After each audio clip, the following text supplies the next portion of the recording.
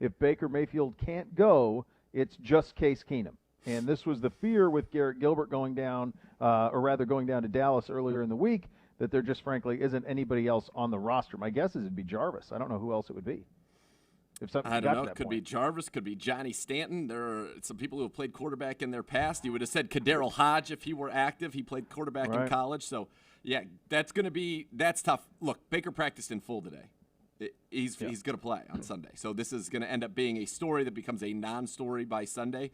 But it would put the Browns in a very unique pickle were they, in fact, to not be able to have Baker. Or if he gets knocked out of the game, Correct. But that's the case most times. Most games you have two quarterbacks up, that's it. There isn't that third emergency quarterback anymore anyway. So that's the scenario that you would be dealing with. One interesting thing that I just kind of came across as I was going through that and looking at it. So the Steelers play a ton of base defense. The Browns have faced the most base defense. But the Steelers this year have had motion, pre-snap motion against their defense. The lowest percentage in the league, only 30% have they seen pre-snap motion. And a lot of people smarter than I around the National Football League would say that pre-snap motion more than anything is important to success. It gives you, it tells you what's going on. You get information from it, and it just sets you up. The top pre-snap motion teams in the NFL this year: Baltimore, San Francisco, Cleveland, Green Bay, Vegas, Seattle, the Rams, and Kansas City. That's your top 8. I'd say they're all pretty darn good offenses. The Niners obviously just decimated by injury, but other than that, you have some very, very good offenses. Again, the Steelers have only seen pre-snap motion on 30% of their opponent's snaps. We're pre-snap motioning 61.5% of the time. So we will be showing them something pre-snap that they have not yet seen this year. We've talked about this earlier in the week, not to this specifically, but from the standpoint of we have played teams as talented, as dynamic, as good defensively as they have. Not all in one package like them, although Baltimore, you could argue, certainly has all of that, everything that Pittsburgh has, although maybe not quite as dynamic defensively. They have not played anybody like us. They have not played a single team like us. You mentioned Houston being the biggest challenge, but Houston at that point, they do not have the deep threat. They do not have the run game that we do. They have a quarterback, obviously, but they do not have the weapons we do. They do not have the organization offensively that we do. So they are going to see something for the first time this season. There's nothing that they're going to throw at us that we haven't seen some variation of already. Right. We've played great defensive teams in Indy. We've played a great offensive team in Dallas. We played a great team in Baltimore. We've had much bigger tests than they have. That is in our advantage, I do believe. I think it is too. And again, it's going to come down to execution. But yes, they have not faced this scheme. This is a scheme, as Joe Thomas told us, has success against their 3-4 base. And we're going to have to execute. We're going to have to make some big throws. Dan Orlovsky laid out the 4 things the Browns need to do: establish ground game, play action, take your shots down the middle of the field at their safeties that aren't afraid to cheat a little bit, try to get Edmonds and their linebackers locked in coverage. And then this is going to be a game where I think it is very likely that in the fourth quarter, you are going to see Baker Mayfield, as Dan said, have to make a couple of throws that will help throw this team to victory. And that's likely to be the case. And I think he'll come through. And if he does, the Browns are going to be in a very good spot here. Now, defensively, as you mentioned on the back end, no Joseph, no Harrison. Sheldrick Redwine is in, and we're going to get to talk to him. I love that on the show because I'm curious. He's a guy that's really only played free safety. Is he playing free safety, and now Sendejo plays strong safety because Sheldrick's a natural center fielder? I kind of like that. Are they both working at both? So that, I think, is going to be very important. There are a lot of questions here, and, he's a guy who started the final 5 games. I think that experience will be huge for him getting ready for this game against the Steelers. Who would the third safety be? Who are the third and fourth safeties now? The third safety is Javonte Moffitt, and I believe I remember him from camp. That's it. He's the undrafted free agent who had a very nice camp, making a couple of interceptions, in those practices at First Energy Stadium. Right now, that's the list. You had 5 safeties on this roster, and so when you're down 2 of them, that makes it very, very difficult. And when you think about what you were supposed to have, your safeties being basically you're supposed to have Delpit as well. So you're down 3 of what were supposed to be your top guys. I know Harrison came in as a result of that. But, as I'm looking, those are the only 5 safeties that you have up. So you're going to have 3 safeties eligible to play. Now, if you go to the practice squad, because it wouldn't surprise me, remember, you get to bring people up this year. You get to bring people up on game day from your practice squad, that I think this is a week potentially you could see it. You have Elijah Benton, who is a strong safety, who was with you in the preseason, the entirety of the offseason. It wouldn't surprise me at all if Elijah Benton is active on game day this week. Yeah, I mean, you feel like you'd have to be pretty wild to run in there with three of them to not have a little bit of help back there. Yeah. This is trying. The secondary's in a trying situation, certainly against a team that is not one that you want to be that way in. Lots to get to on the program today. As we mentioned, Sheldrick Redwine will join us in the second hour. At the top of the 2 o'clock hour, we'll be joined by Meryl Hoge. We have the scores to look forward to, of course, which is always fun. A little over-under. Lots to get to. It is a Football Friday edition. It is the Browns. It is the Steelers edition of Cleveland Browns Daily on 850 ESPN Cleveland.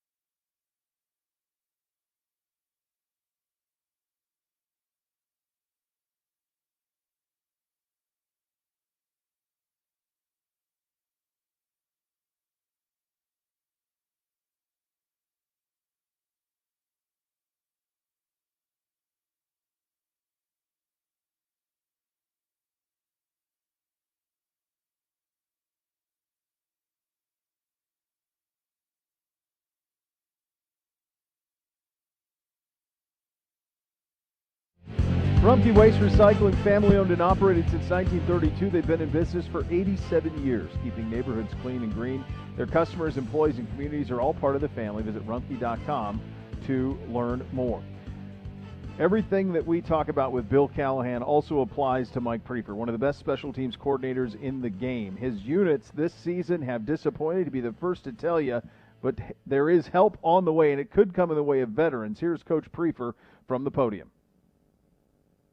The Rogers kid did a nice job last You're down. on the returns. What was 4.5 minutes. guys in? Well, we didn't do a very good job of getting off blocks, to be quite honest with you. Right at the point of attack, we got guys, they're grabbing and holding, but the thing, they'll never call a hold unless we're trying to get off the block. So we didn't do a good enough job there, not even close. And we missed 2 tackles there.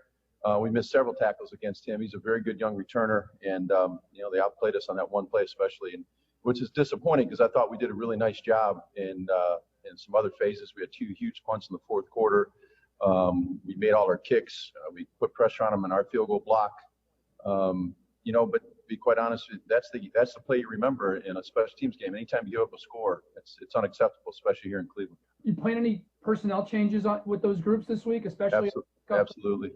We're going to find the right match of guys. I mean, we've talked about it before. We were the number 1 or number 2 kickoff team in the National Football League last year, and we don't all of a sudden get bad overnight. So there's some things we're doing or personnel we're putting out there that aren't good enough, and we're going to make those changes. Following up on that, what do you see out of Ray with the Steelers? He looks pretty electric. Yeah, Ray's doing a nice job. So coming out of Clemson a few years ago, I thought he was a good returner, but I think he's really starting to hit his stride. I think it's his 3rd year in the league, and he's confident.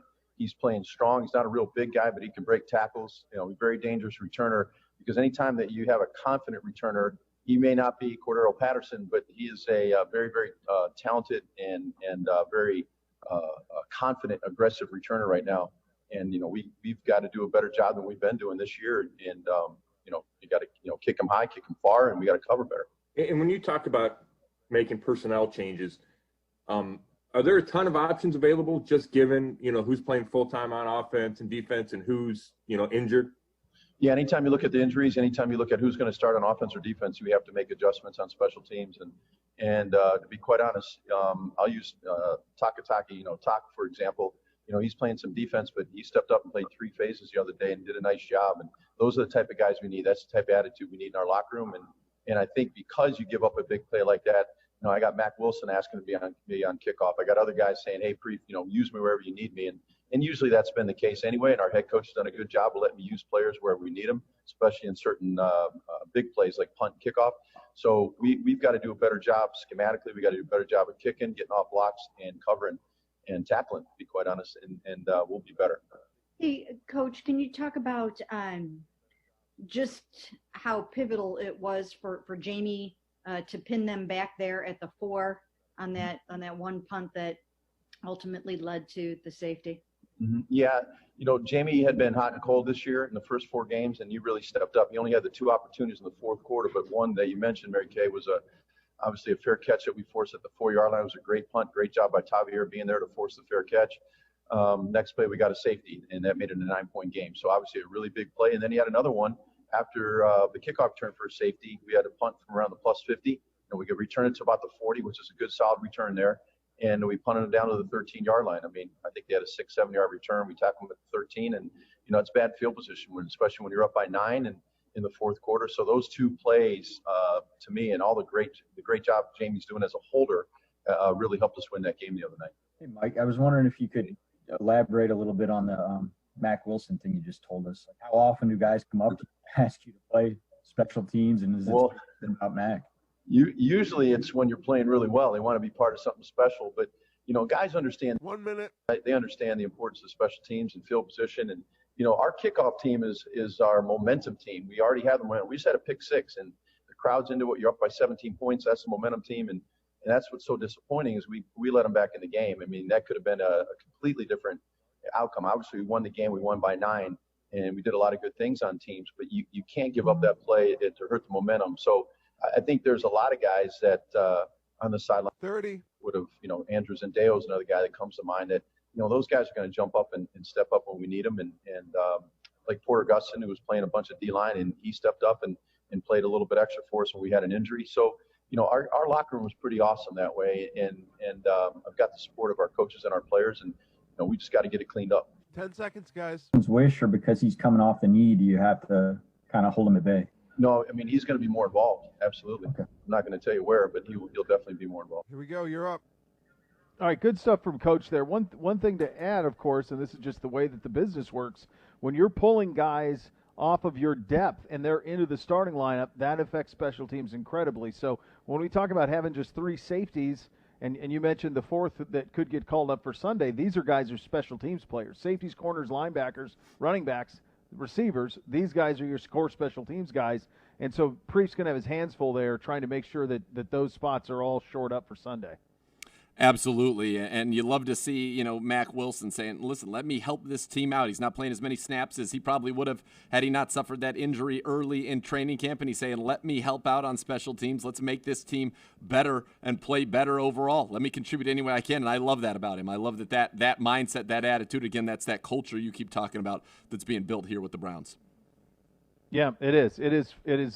It will be tested this weekend with the injuries, but look, you're going to play a game against a rival with so much at stake, and optimistic that all of those questionables, or many of those questionables, will be in good shape by the time we get to that game on Sunday. Coming up next, we hit a little over/under, a little fantasy advice, and some keys to victory. That is coming up next. Before we do that, though, be part of one of the most passionate fan bases in the NFL. Joins the Browns season ticket member waitlist today. Best chance at securing tickets for all home games in future seasons. Deposits start at just $100 a seat. Reserve your spot today by visiting clevelandbrowns.com. You listen to Cleveland Browns Daily on 850 ESPN Cleveland.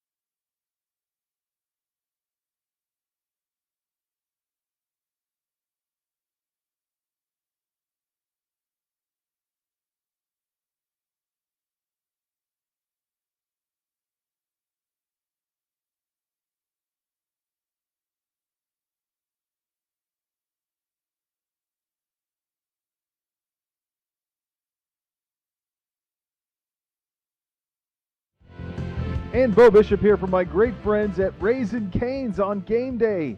Go for the win. Raising Cane's chicken fingers, stack your roster. Delicious, hand-battered, cooked-to-order chicken fingers and cane sauce. It's the best. Huddle up with crispy, crinkle-cut fries, coleslaw, and buttery Texas toast. Top it all off with freshly made tea and lemonade. Visit the newest Raising Cane's on Brook Park Road in North Olmsted, right behind Great Northern Mall.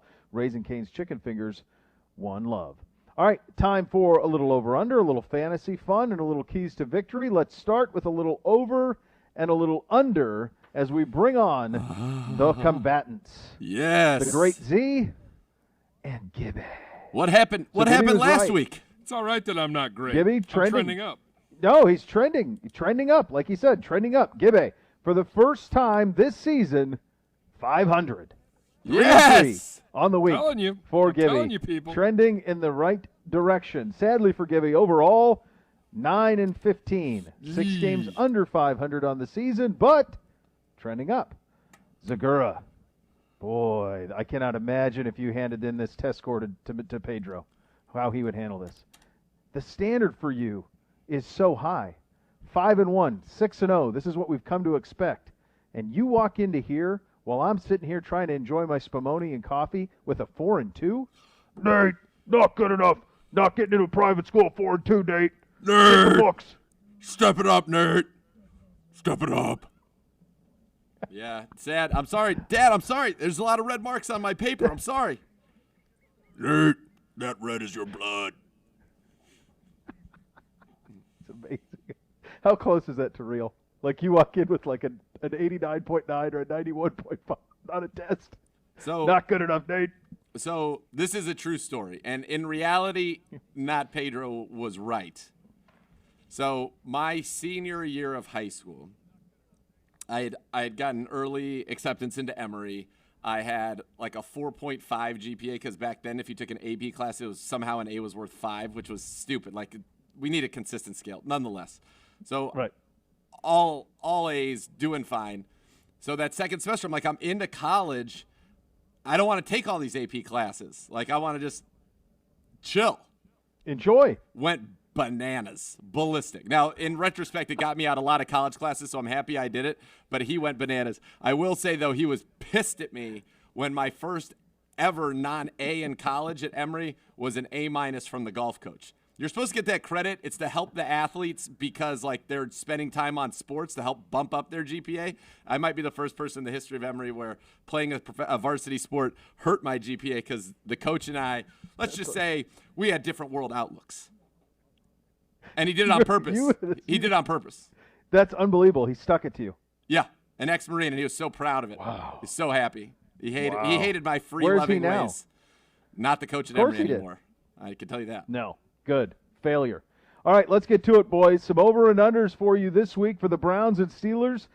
So we have done a lot of Chubb Hunt. We've done just Hunt. So we decided to open it up this week to Browns team rushing yards.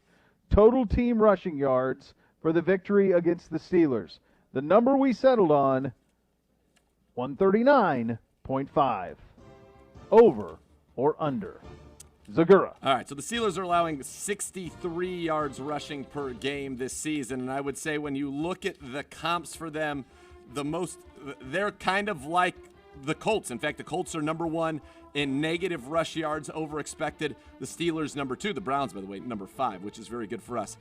We rushed for 124 yards against the Colts last week, 3.8 yards a carry. You said 139? We also rushed for 138 against the Baltimore Ravens. I think it is going to be tough sledding. I think that we're going to have to do more throwing than running in this one, so I will take the under. And by the way, happily be wrong. Red ink that one all you want, Pedro. All you want.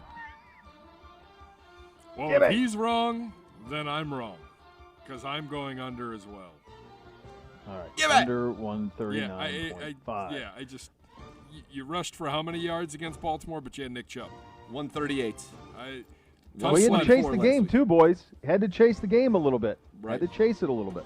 All right, Baker Mayfield passing yards, 210.5. Give it. Got to go over, because I think you're going to have to go over if you want to win this football game. Yeah, I'm going to go over as well because I really think that is going to be the path to victory in this one. You're going to have to keep him protected, keep him clean, and you're going to have to take some shots against this defense, and you're going to have to win. Next up, my favorite traditional stat in the over-under every week. Browns' total combination of sacks, interceptions, and fumbles, 4.1. Zegura. I've been pretty good at this one. I'm going to stay on the under here. I think we get to them twice and we get one takeaway or two, which would get us to 4. 5's a big number. I'm going to go with 4 under again. And one of these days you're going to get to 3.9 and you're going to really incentivize me to pop on that over, and I will. Oh. Sacks, interceptions, and fumbles, correct? Fumbles Combined, recovered. yep. Fumbles recovered. Fumbles recovered. Yeah, just forcing the fumble. If they keep it, that doesn't count. That's a big... Turnovers, basically. Yes. Turnovers and sacks. That's right. I'm going over. I like it, Gibbe. I'm taking the Make over. it so. I think the I like that. defense has to make some plays on Sunday. Gotta set up the offense here a little bit. Need a couple short fields, I think, on Sunday for this offense. Let's flip it to the other side, boys. Oh. We haven't done this yet. Steelers, sacks, interceptions, fumbles, 5.1. So they're averaging 5 sacks a game. They have a takeaway in 10 straight games. If we were to look at this number, just for those keeping Gibbe, in case you wanted this information so far.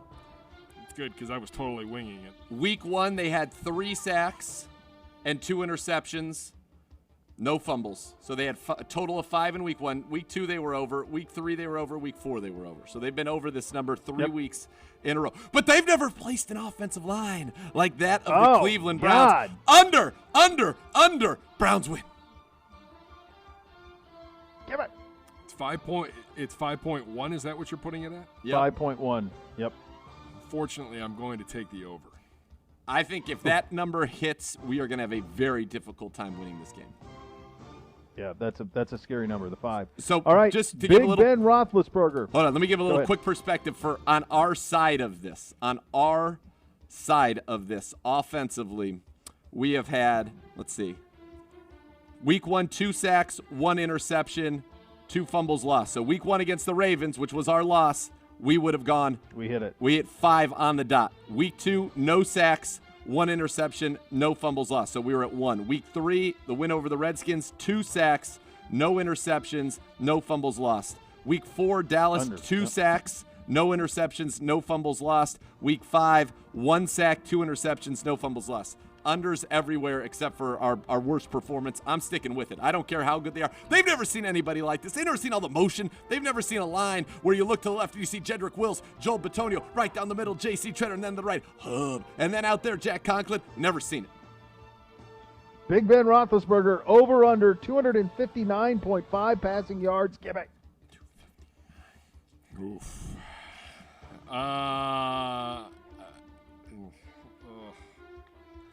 Over.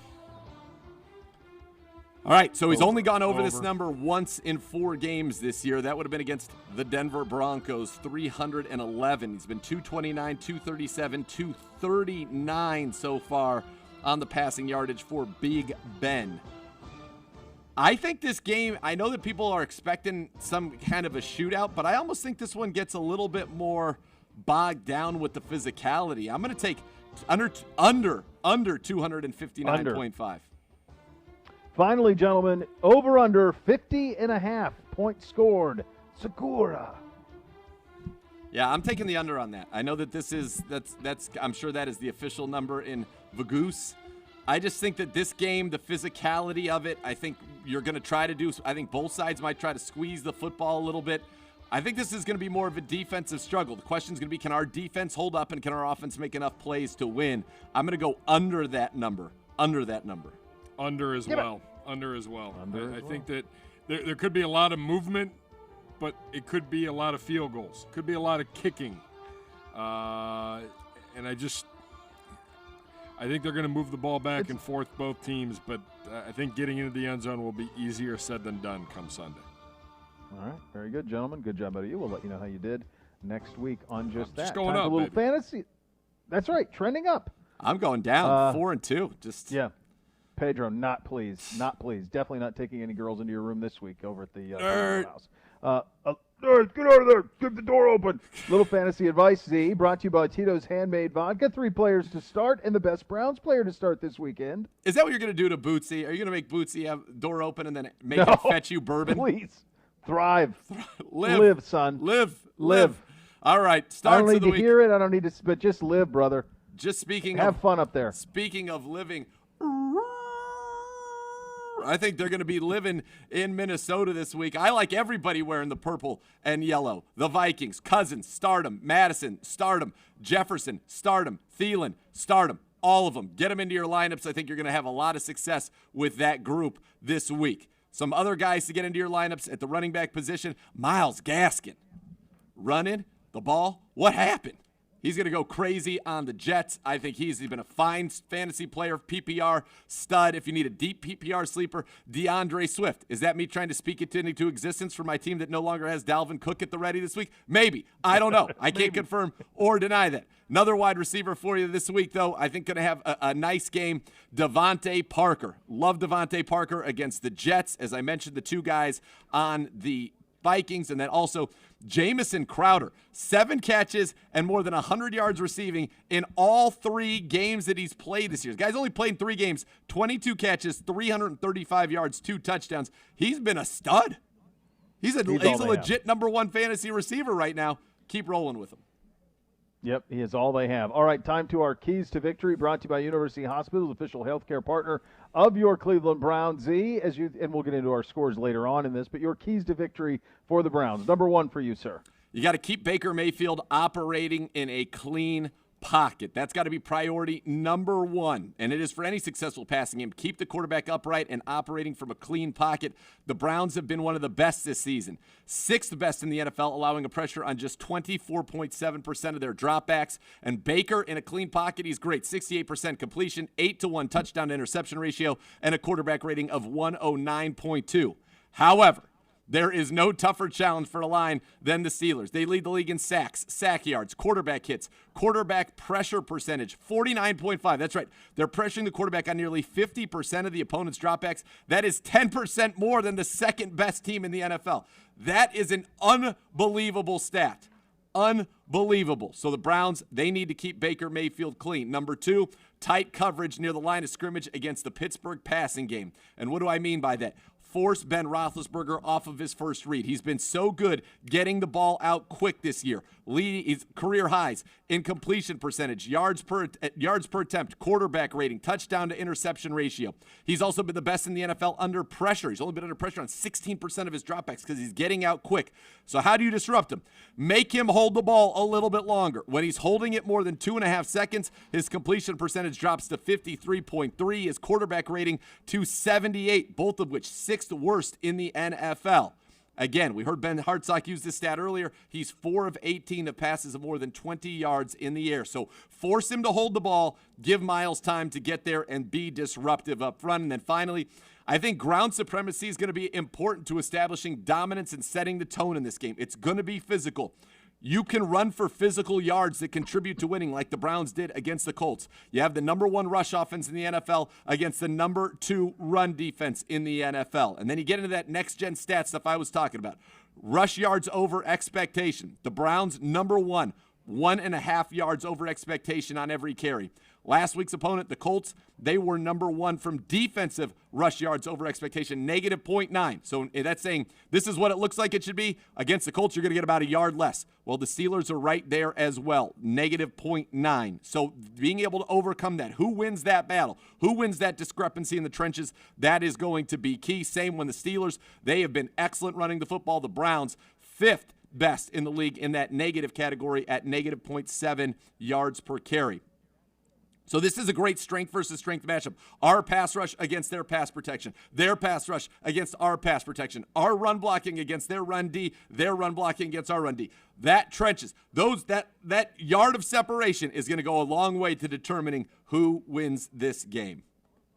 Not to repeat all of the great information you had there, I'll go with 3 off the top for me. These are very obvious, folks, and oftentimes in games like this, they're obvious for a reason because they matter. your quarterback's got to be a net positive in this game. It can't be a neutral. It obviously can't be a negative. Your quarterback's going to have to be a positive. Baker's going to have to make plays. There will come a moment in the third and fourth quarter where a big throw will have to be made. He's going to have to hit him. He's going to have to be clean. He's going to have to find it, see it, and rip it and play the way that we know he can. And historically in rivalry games, he does do that, and that will be required. You've got to get home with 4. You got to get home with 4. Miles, Olivier, Larry, Sheldon, get home with 4 to get to Ben, be around his feet, knock him around a little bit. This is a big game for Myles Garrett. When you're the best player on your team, you have to play biggest in the rivalry games. I think Myles is going to have a monster game on Sunday. And this one is in any football, but it couldn't be more important when you play a game like this where I think the margin will be pretty thin. You've got to win the turnover battle. You got to win it. You got to play clean football. You cannot have these kick returns and things that we've had like we had last week. We've got to play clean, smart, complementary football without turnovers. You do those things, you're going to win. They're all simple. They're obvious things, but this is what happens when you're talking about two equally, relatively similar, talented teams, and that's what you're going to get on Sunday. You do the things that we're talking about, you're going to get a win. It's as simple as that. Because you have the horses to compete with them. For the first time in a long time, you've got the horses to compete with them, and in many instances you have advantages. You just have to take advantage of it. Coming up at the top of the hour, we'll be joined by former Steeler and ESPN NFL analyst Meryl Hoge. You're listening to Cleveland Browns Daily on 850 ESPN Cleveland.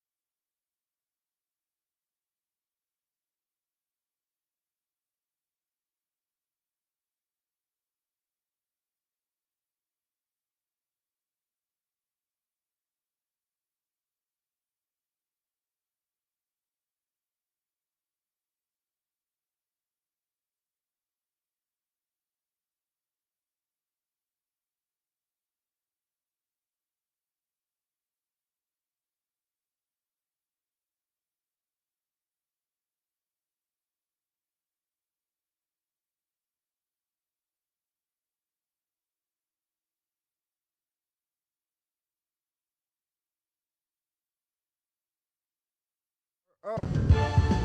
Nominations for the 2020 Helmets program are now being accepted. Zenith invites you to nominate your Ohio high school to receive $25,000 worth of new Zenith helmets. Visit promotions.clevelandbrowns.com to learn more. Now, with great privilege, we head out on the Fifth Third money line. Former Steelers running back, ESPN NFL analyst Meryl Hoge joins us. Meryl, thank you so much for taking the time with us here on this Friday. Oh, my gosh. It's an honor, boys. Honor. It's an honor for us. Yes. And this is something that we are striving for here in this organization with the Browns and that our fans want so desperately, and that is to get this rivalry back. In order to do so, you have to take something from them, which would include probably winning over there in Pittsburgh, something we haven't done in a long time. You played in this rivalry when it was certainly as heated as it. Take us back to that time. What was it like playing in this rivalry when you played in it?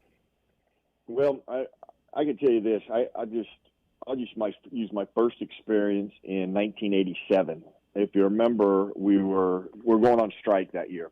Ironically, we were going up to play Cleveland, and Gene Upshaw, one of his brilliant ideas was we were going to show that we were unified, even though, quite honestly, there was no unification whatsoever. Based on the meetings I was in, there was no unity anywhere. That said, we were supposed to go across the field and shake hands. Well, if you go back and look at 1987, there was only one game where that did not take place, and that was Cleveland and Pittsburgh. We were not going to go across, and they were not going to come across.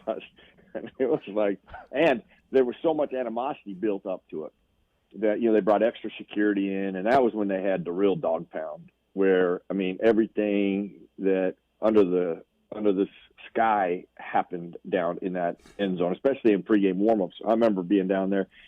And it was raining AA batteries and milk bone dog bones. People were throwing them from and security was everywhere. However, security had their backs to them and they're watching us. So I'm like, what's the point? I'm like, sitting there, we're dodging ever ready batteries and bones. And they're throwing stuff at us. Security did absolutely nothing to that game, but I got my true taste then of. And you guys had a really good football team. You guys were one of the best teams in football at that time. Your defense, you got Clay Matthews, Chip Banks, those kind of guys. And your offense was – you guys were the team then. So I got a little taste of it then. And, when you guys left, I tried to tell Cleveland fans, I get a lot of Brown fans who come up to me, and I'm like, listen, the second saddest fan in all of football, aside from the Browns fans when they went to Baltimore, was the Steelers fans, because we had nobody to hate now.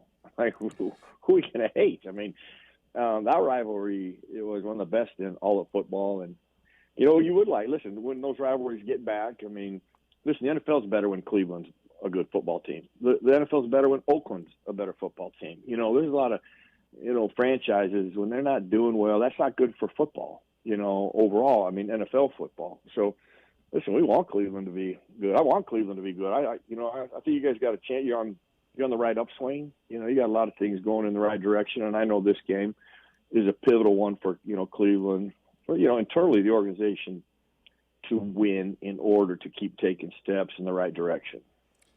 Absolutely. And let me tell you something. I can relate, Meryl. I was in Seattle getting pelted by Skittles, and I thought it was unruly and was aghast that the security people in Seattle weren't doing anything about it after Marshawn Lynch was scoring touchdowns. So I can relate to that. Sure. But you mentioned it's better when these teams are good. This is only the second time in 134 regular season meetings where these two teams both with an 800 or higher winning percentage after week 5. And it was a rivalry at the time. You were talking about that was a good swing for the Browns when Bernie was the quarterback. But since then, it's been lopsided, and certainly in the Ben Roethlisberger era, it's been lopsided. What would it mean to see this rivalry get back to the point where these teams are playing, playoff-type games that matter, not just here in October, but as you progress throughout the season, November and December? Yeah, and then that's ultimately what's going to matter. Is this game significant? Absolutely. I don't think there's any question the importance of it. From what's great about this league, that's why opening week is a big deal. Week 2, and people go, they're 0-1 or 0-2, and how devastating that is to be able to make the playoffs. That's how significant every game is. So within the division, this is a big game based on where the Steelers sit and Cleveland sit. So it's winning and losing this game. You could maybe point back to it that could be the difference in your season. So that's what I love about the NFL, the anticipation of every week. Every game there's so much that matters, winning and losing each and every week, and you mentioned, Ben, that's obviously the big difference in this one that they didn't have last year. He is just sometimes you don't really appreciate a guy until he's not there. Sure. And then he comes back. And I will tell you this, I've watched the team for a long, long time. I studied the league, the entire league. From the Browns and Bengals to the Steelers and Ravens. If there was I've actually had people question, is he really a Hall of Fame player? I'm like, oh my gosh. Okay, first of all, if you even have to say, is he? I'm like, then there's something behind it other than the facts, because he is one of the very few in the history of the game that play the game the way he's playing it. And I know he's not happy with how it's playing now, but I will tell you this, the last half of the Houston Texan game was probably his best half of football to this point. In their game last week, you could tell that they were a little rusty, but he started to play. He still played pretty good. He's still playing at a very high level, which is going to be something different that the Browns did not have to deal with last year that they're going to have to deal with this week. Our guest, Meryl Hoge, former Steeler great and ESPN NFL analyst, joining on the Fifth Third Money Line. Got a couple of books out as well. I want you to check them out at merylhoge.com. Find a Way, a slogan he used starting at age 12, and a lifelong philosophy. And also your latest book, of course, Brainwash, the Bad Science Behind CTE and the Plot to Destroy Football. You can check those out at merylhoge.com. One of the other things you're big on, Meryl, is culture, and it's something that we're trying, that we think we're building here with Kevin Stefanski and Andrew Berry and this front office kind of all being unified and on the same page. And we see it. We cover this team obviously every day and see everything, and we see guys down the roster who stepped up big in big plays, whether it's Dearness Johnson or Hollywood Higgins, or guys who are making plays on key things who were not counted on to do so.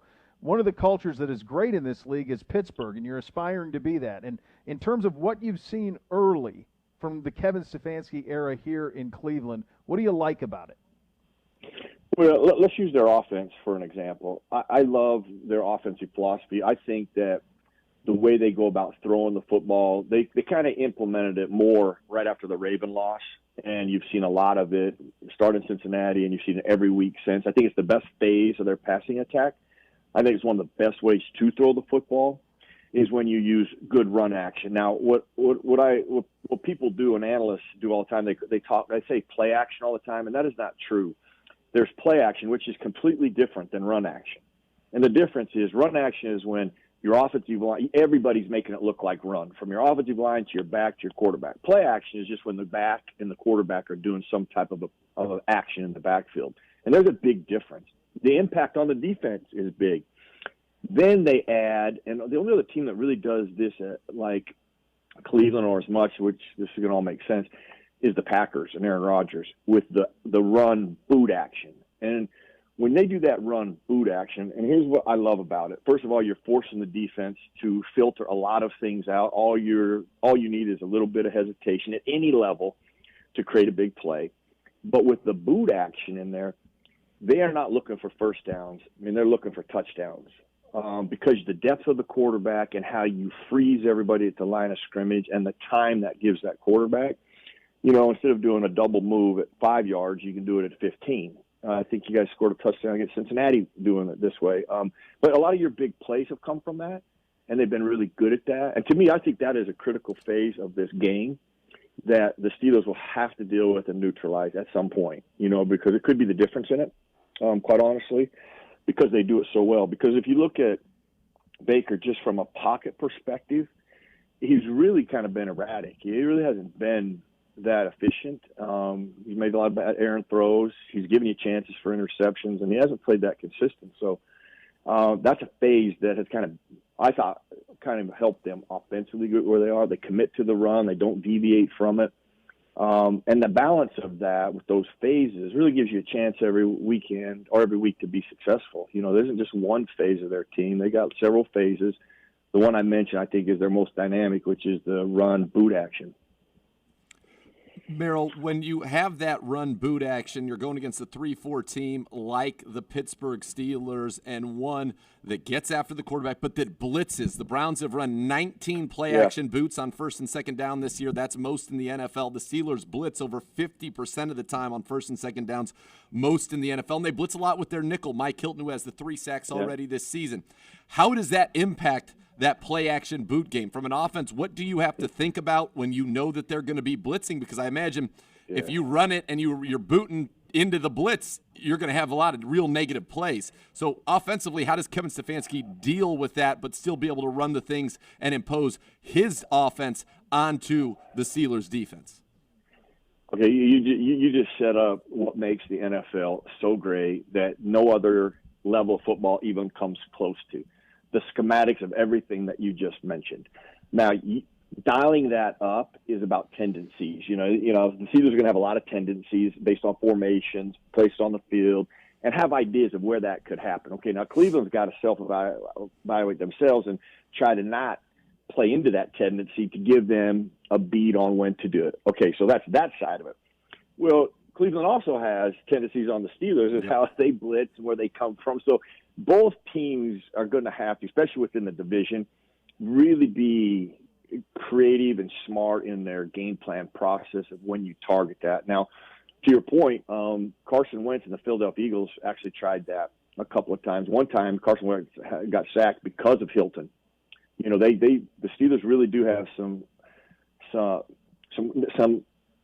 interesting type of blitzes, but how they align and how they disguise, I think, is what makes them so effective. And then how they time it, which is another big part of blitzing. And they know how to attack. They blitz against the run and the pass. So, to me, that is where this whole game comes down to when the Browns are on the field and the Steelers are on the field. Who can win that part of the chess match in that phase because of the thing that you just mentioned with that run boot action, how successful they have been from that. And that's why watching the game will be interesting for me is to how do they dial that up? Are they successful? Or is Cleveland able to counter that and catch them at a place where, you know, you boot away from it and you end up blocking it and taking care of it. And then you really have a lot of time. So, you know, those things can happen too. So that's why Sundays are exciting for me is to watch how is that going to take place. Meryl, this has been a great treat for us. We thank you so much for your time. Yes. Absolutely, guys. Enjoy the game, man. Let's go. Going to be a fun one. Meryl Hoge and all guests who appear on Cleveland Browns Daily do so on the Fifth Third Money Line. Fifth Third Bank, making Cleveland Browns Daily a Fifth Third better. Coming up next, we go back to the hotline. Sheldrick Redwine will join us. Cleveland Browns Daily, 850 ESPN Cleveland.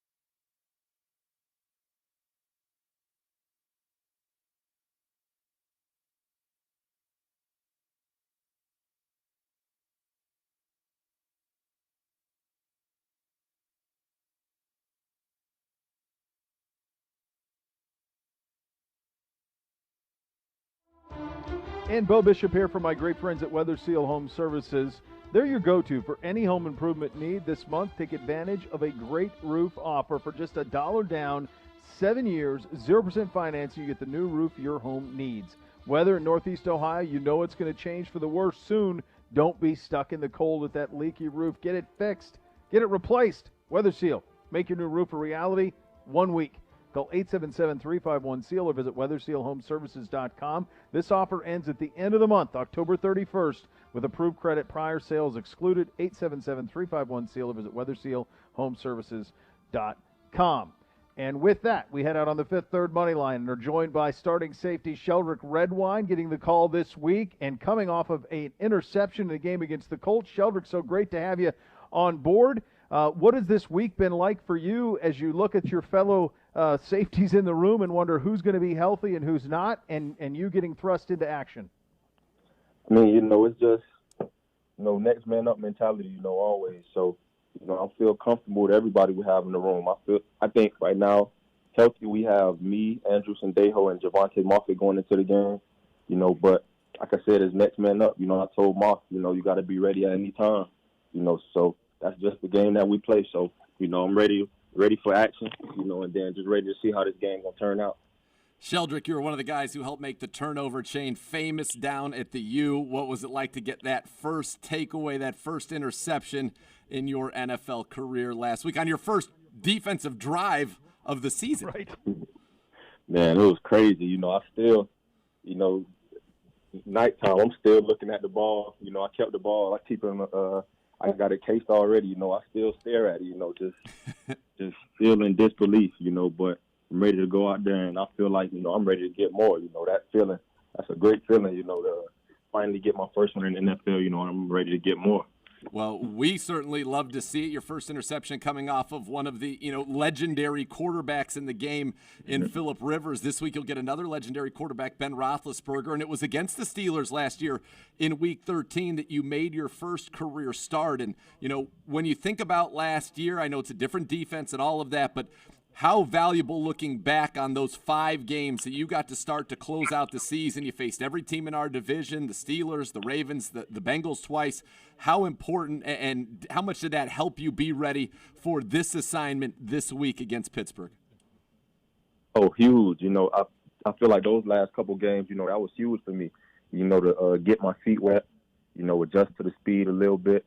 And then, feeling like I played pretty decent. So, going into that off season, it gave me confidence. So I feel like I'm already adjusted to the speed. I had great veterans, who taught me how to take care of my body, how to be a professional. So, it's all been, it's just all been coming together, and it's just the time now, to put it all together and just, play as hard as I can when I go out there and, and just make plays for my team. Sheldrick, what does it say about the culture that's being developed here, about the teaching that's being done here, the readiness of you guys? We talked about you being thrust in, making a game-changing play. We've seen it at other positions too. Dearness Johnson, gets the 2 most important runs the last 2 weeks to put games away. We've seen Hollywood Higgins, who waited his time, was inactive, but comes in, gets a huge block, and gets back into the end zone. It seems like there's a tremendous buy-in on this team, and it probably speaks to leadership from both players and coaching staff. What are you experiencing on that front? Oh, yeah, definitely. We got guys, who are hungry, just ready to go out there, and our coach has been doing a great job, just keeping us prepared, like we've been saying, understanding the next man up mentality, knowing that we play a tough game, so injuries are a part of our game. So, as always, you never know when it could be your time, so you got to stay ready, stay in the playbook, and I like to pride myself on, every week preparing as if I'm going to start, even if I'm not.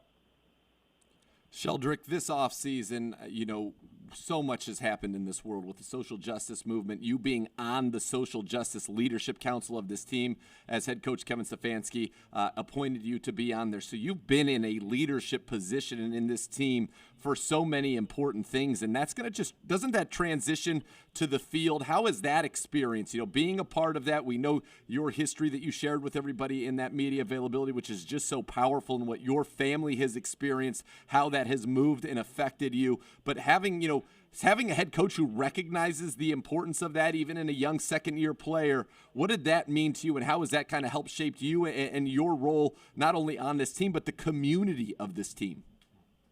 I mean, I'm really appreciative, that he's trusted me with that role. I feel like, I'm a very expressive person, so I love expressing my feelings or opinions on how I feel about something, so him entrusting me with something that's being a part of the Social Justice Committee, where we address a lot of issues going on, and, just being able to get a lot of stuff off my chest and just talk about it. I love that type of stuff. So, being a second-year young player, him trusting me with that, it's a great feeling. That's one thing that I always love. I love feeling like I'm trusted, by my coaches, my peers, my players, everyone around the building. So, that's a great feeling. I'm sure it is. And for you, it's a feeling that you want to take not only in this building. We'll talk about this game in a second because there's so much to dive into. But for you, it's also about the community. And I know just this past week, you, as a part of the Junior Browns Next program, you along with the Browns, your Gloria Redwine Foundation, and Nike donated 88 pairs of Nike cleats to the Cleveland Bombers youth football program. What did that mean to you to get to be involved with that as well? Something that's even, again, bigger than the game. Oh, I love it. Proud myself on giving back. I feel like I found a purpose, like my purpose in life, outside of football, it's just to help others, those who are in need, more needed than me. So giving back to stuff like that, I never had that coming up. So being able to do that and see the smiles on those kids' faces, it's priceless. I always tell people, I love being the person that I wish I could have had growing up. For me, in directions, to do stuff, but I feel like I make it my job, to talk to people about their type of issues. When I see people down, I always want to let them know, it's okay. Like, you can talk to me, because, when I went through that type of stuff, I never really had anybody to do that type of stuff for me. So I love being that big brother type, who, I'm ready to listen to anybody's problems, whatever you're going on, what's ever going on in football, outside of football, or whatever. It's a lot of maturity, by the way. Sheldrick Redwine, our guest. It is, a 23-year-old. Very impressive, Sheldrick. Thank you. I appreciate it.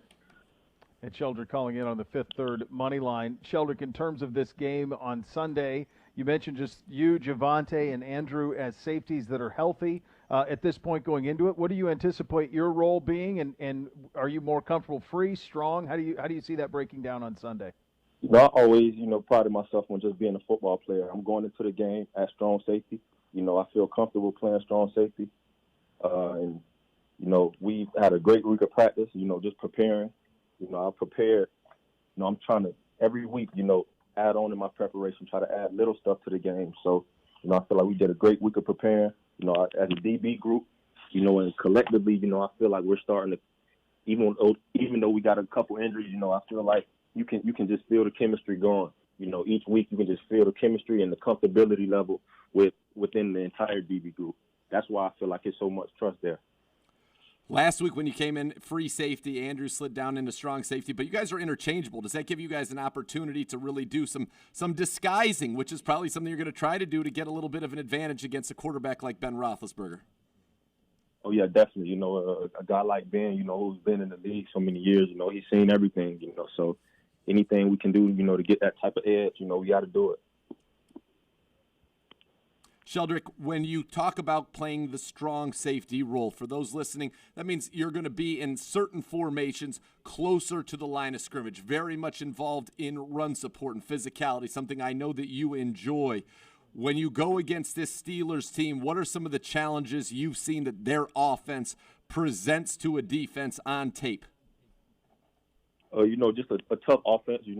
They got the three, really big backs, nice backs, so, going into it knowing it's going to be a physical game, just prepping our mind for a physical game. They're going to come out swinging as hard as they can. It's just a mental preparation really to be prepared for that type of physicality for 4 quarters. Sheldrick, good luck in the game on Sunday. We appreciate your time a great deal and appreciate all you do for the community and appreciate you being a Cleveland Brown, frankly. It's great to have you and look forward to seeing you play on Sunday. Yes. I appreciate that. Thank you. All right, that is Sheldrick Redwine, who will get the start at strong safety on Sunday. And a reminder, all guests who appear on Cleveland Browns Daily do so via the Fifth Third Money Line. Fifth Third Bank, making Cleveland Browns Daily a Fifth Third better. Coming up next, the scores. The score. Cleveland Browns Daily, 850 ESPN Cleveland.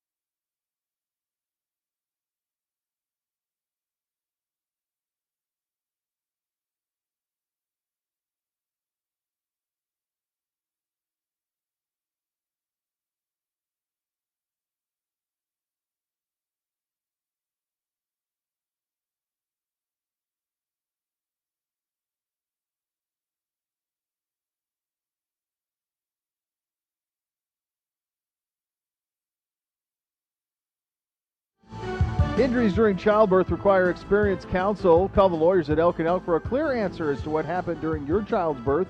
Elk & Elk is a proud partner of your Cleveland Browns. Call 1-800-ELK-OHIO. Do so today. And with that, scores.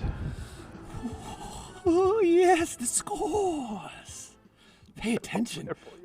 By the way, 22 games combined over 500 for the kids through 5 weeks. Beau Bishop accounting for 13 of those. Me, 9 last week. 9-5 for yours truly. 7-7 for Beau. Beau! You've been setting a standard that's better than that. Sorry, Pedro. I'm sorry. I'm not used to this type of pressure. My dad really didn't care what type of grades I got. Beau, get out to the cows in the North 40. It's calving season in February. I don't care about basketball or grades. Make sure they live. Beau, we're running cattle. What's the break-even price of soybeans? $5.50. $5.50. Wrong. $10.50. $10.50.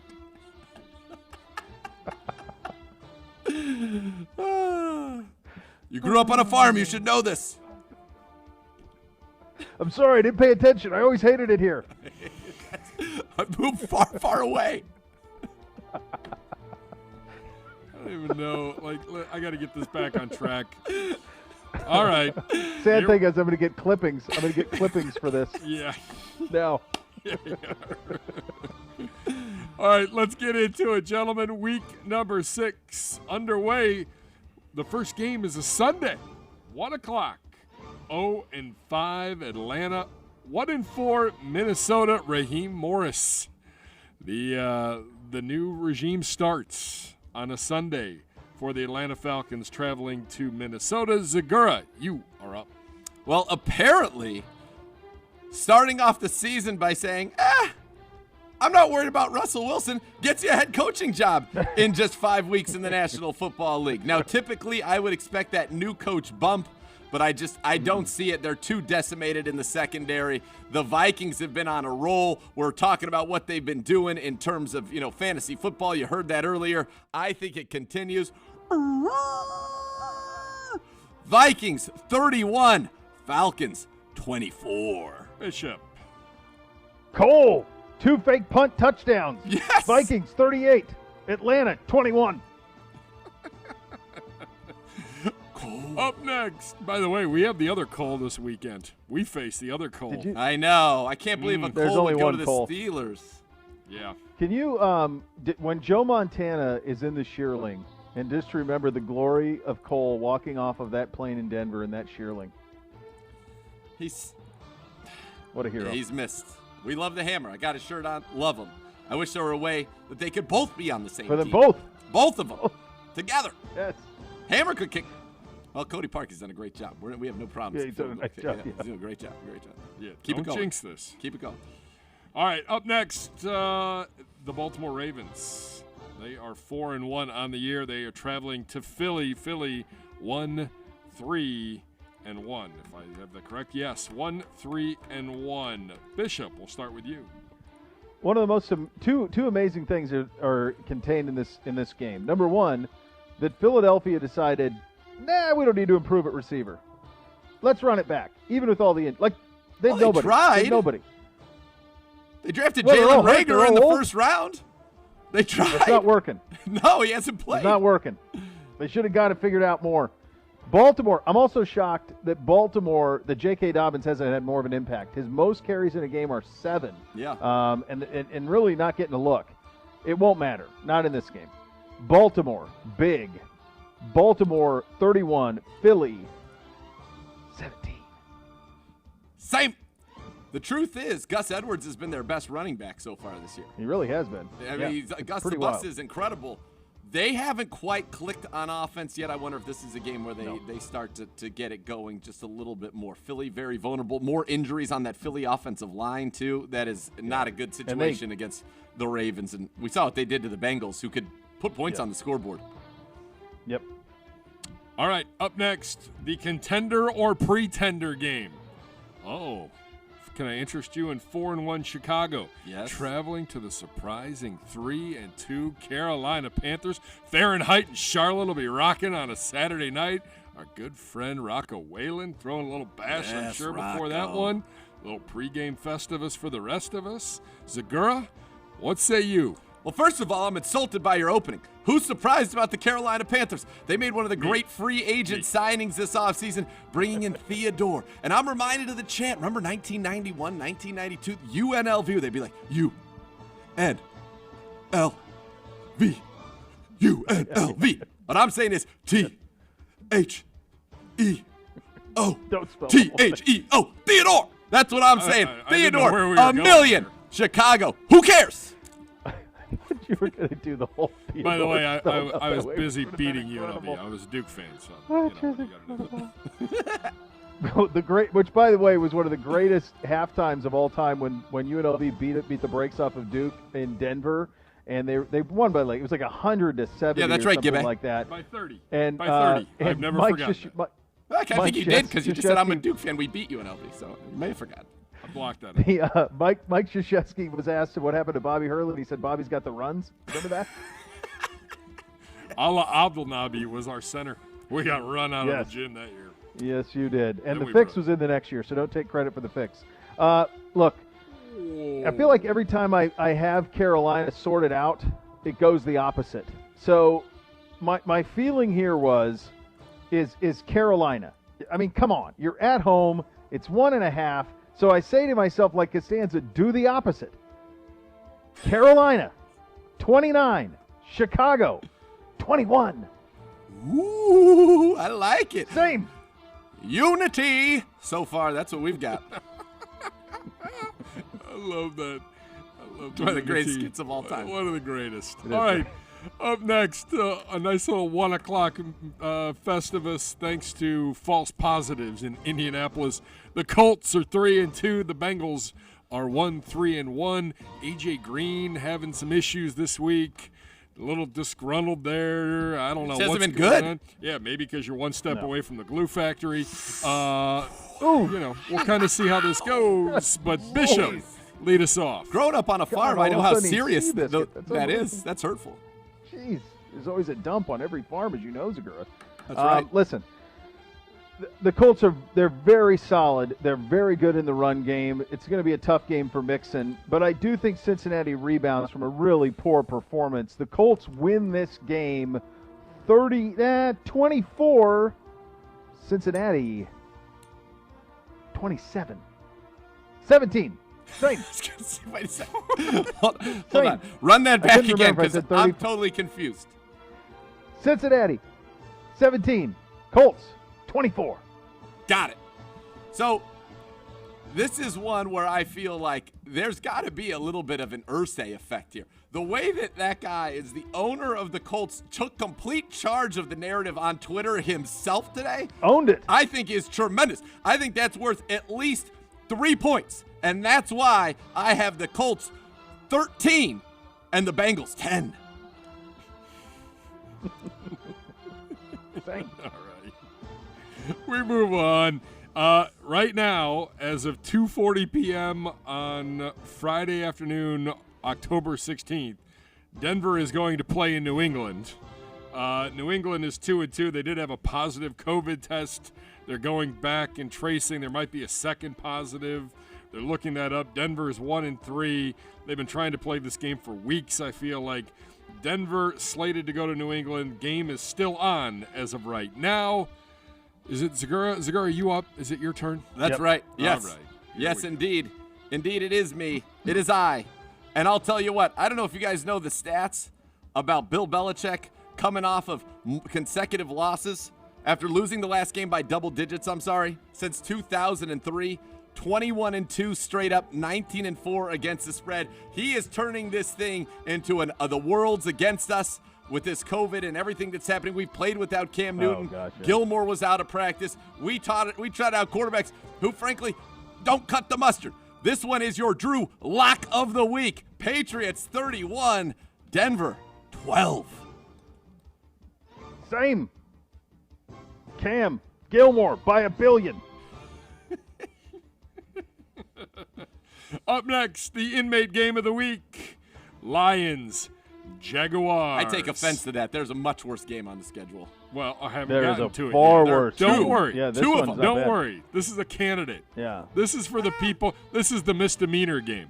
The felony game's coming. This is like county. This is county. Yeah, like the you're other right. game's Oz. This is county. This is county. This is That's nothing. a great Piece way of to put cake. it. Detroit Yeah. and Jacksonville. This is like where Jordan Belfort went compared to the other one. The other one's hard time, man. That's Shawshank. Look, in the Belfort prison game of the week,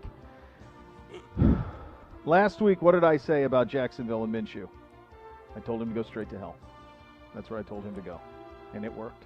And he can go straight back there again. Detroit, young Matthew Stafford, my guy. A warmth in my heart for Matthew Stafford. Detroit, I think he could have a big fantasy game as well. 38, Jacksonville, 17. The last time Gardner Minshew was soaring with the Angels was when I did the DJ Chark do song. Guess what? Oh. DJ Chark hurt again. Not gonna play. There's no reprieve for Gardner. It's gonna be hot down there. Real hot in Jacksonville. And the Leons with Matt Stafford throwing it like this. Boom, boom, boom, boom, boom, boom, boom. All over the yard to DeAndre Swift. Lions, 872. Jags, 4. Yes. Up next, guys, the Houston Texans. One win, but don't call it a winning streak just yet under Romeo Crennel and company. The Texans march into Tennessee to battle the undefeated Tennessee Titans. This is a tough one here.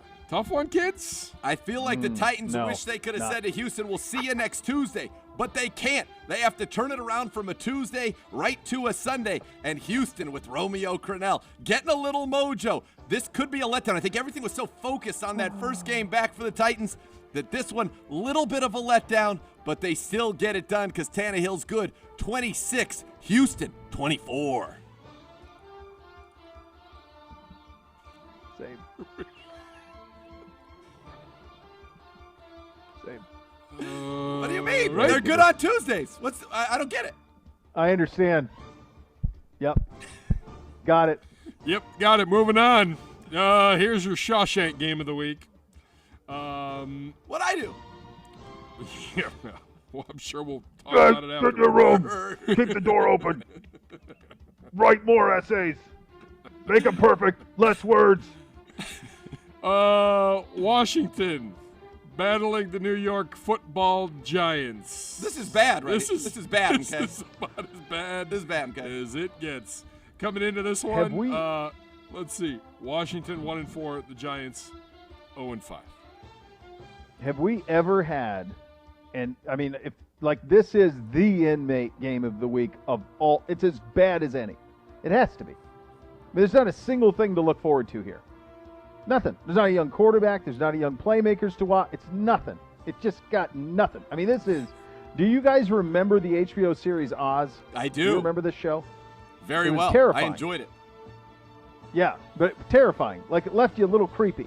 And that's what this game does. It leaves you a little creepy. That being said, Giants at least can score points. I'm not convinced Washington can. Giants, 4. Washington, 0. Not so fast.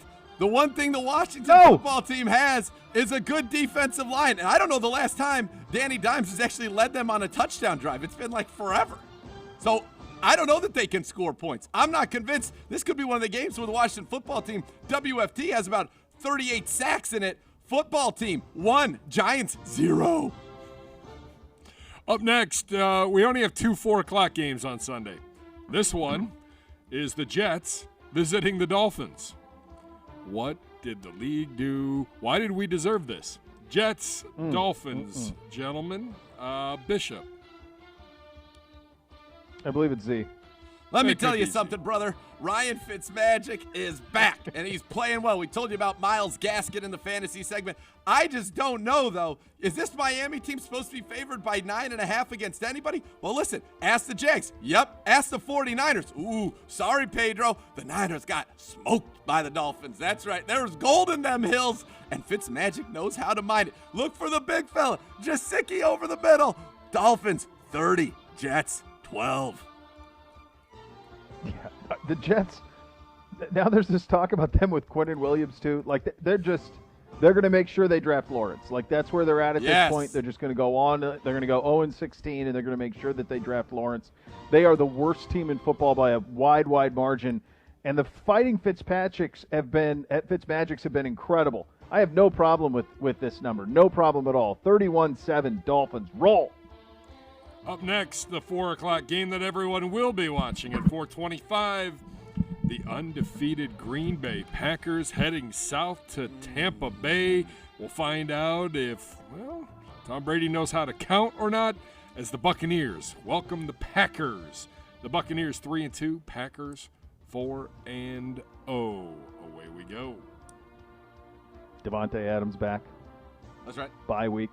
See? Healthy Yes. Packers. Yes. Good pass rush Packers. They're the better team.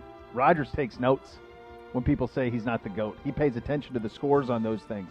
He gets to play Brady in Tampa with a team coming on a bye. Tampa Bay still beat up. Green Bay, 41. Tampa Bay, 30. Well, let me tell you something. While Aaron Rodgers is gallivanting around with Pat McAfee, and he's got your boy, A.J. Hawk, smoking cigars, and they're talking about just how great they are. Jamal Williams, you know what he does? He goes on radio and says, at least my quarterback knows when it's 4th down. Those are fighting words. You say Aaron Rodgers keeps receipts? So does Tom Brady. And the GOAT in the Battle of the Bays, I think we're going to see his absolute best. Bucks, 49. Packers, 80. Wow. That'd be great. What an incredible turn of events. What a comeback. What a heel turn out of you on that. All right, guys, final 80 to one. 49 shootout.